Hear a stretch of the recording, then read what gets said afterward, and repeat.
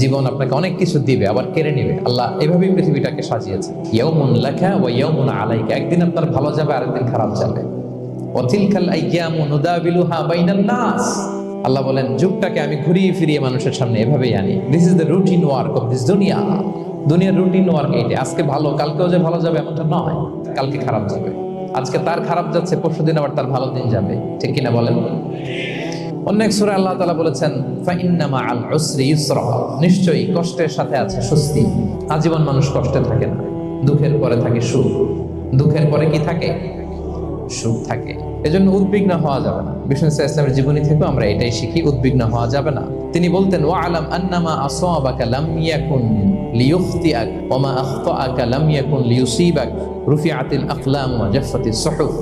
ওনার cousin আব্দুল্লাহকে ডেকে বললেন, আব্দুল্লাহ, যেটা তুমি পাওয়ার সেটা তুমিই পাবা, কোনোদিন মিস হবে না। এটা তোমার, যেটা